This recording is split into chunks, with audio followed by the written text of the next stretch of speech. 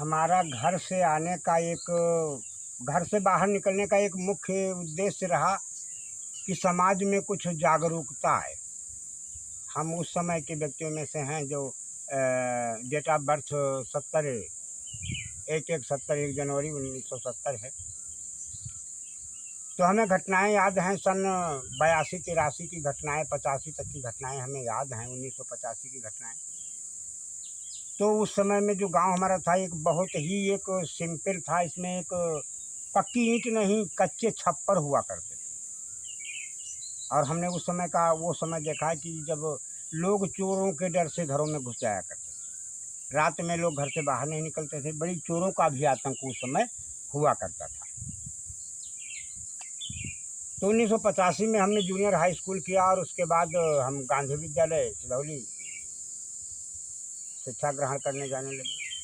High school inter तक की वहाँ हमने किया और उसके साथ साथ हमने गांव में बच्चों को इकट्ठा करके पढ़ो भारत नाम से एक संस्था काम करती थी, उसमें काम करने लगे। पढ़ो भारत एक वो संस्था थी जो पहल करती थी पढ़ाने की। तो वहीं से हमको बच्चों को पढ़ाने का एक सिस्टमैटिक तरीका मिला। तो हम यहीं बुलाने लगे बच्चों को अपने यहीं बाग में और यहीं पर बैठाल करके पढ़ाने लगे। उन बच्चों को पढ़ाए जो आज की उम्र में 30-35 साल के हो रहे हैं। तो हमने देखा आगे बढ़ता हुआ समाज, और आज हम यहाँ गांव के बाहर रहते हैं। यहाँ पर भी शिक्षा निकेतन जो है, शिक्षा केंद्र, यहाँ पर भी चलता है। और हमारी उम्मीद है और हमारी आशा है कि आगे भविष्य में पुलनापुर के लिए एक विद्यालय जो मैंने निर्माण किया, जो इसको हमने चलाया है, तो ये हो सकता है आगे भविष्य में लोगों को एक शिक्षा का स्तर, बढ़िया स्तर देता रहे।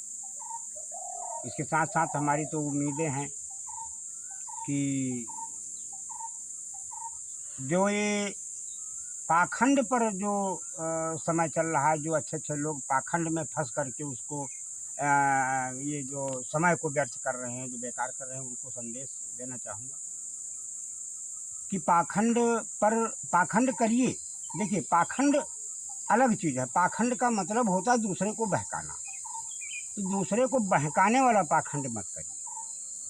किसी ने कहा हाँ इस पानी में देवता रहता है, किसी ने कहा हाँ हाँ इस पहाड़ में भी है, तो उसको थोड़ा सोचिए और सोचने के बाद उसको समझिए कि आदमी बहका रहा है या क्या कर रहा है। तो बहकावा ही पाखंड है। मेरे परिभाषा में बहकावा ही पाखंड है। तो उस बहकावे में आकर के, लोगों के विशेष बहकावे में आकर के अपनी छवि को धूमिल न करें। यही पाखंड की परिभाषा।